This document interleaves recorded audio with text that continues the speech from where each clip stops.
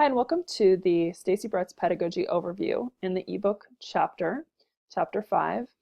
The key difference that I want to point out between our book and the Stacy Bretz Pedagogy compared to other books is that with our visual pedagogy, we do more than just show great visuals and great figures. We actually ask students to interpret images, and we assess them using these different types of visual images and molecular representations. So that's a key difference to point out to your professors. And examples of this include the particulate review, where we ask students to think about what they should know going into the chapter. And again, we're assessing them using these different visual representations.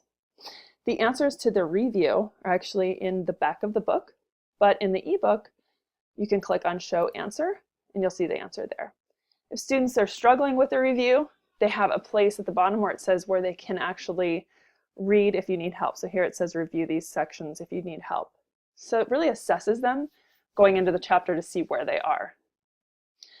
Another example we have, of course, is the particulate preview. So it's previewing what they're about to learn and asking students to extend what they've learned and speculate about what they're about to learn. This really creates a more active learning experience for them. And again, we are showing them visual representations and then assessing them on those. So the answers to the preview are kind of given in the particulate wrap-up at the end of this chapter, which I'm going to take you to here.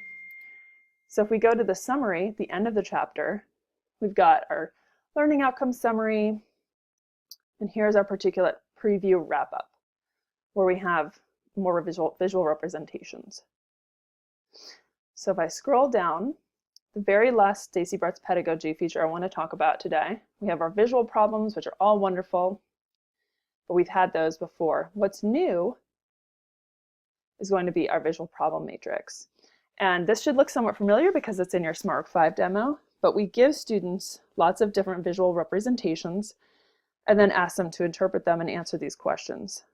So again, it's more than just visualizing. It's about assessing students using these representations and interpreting these different molecular views.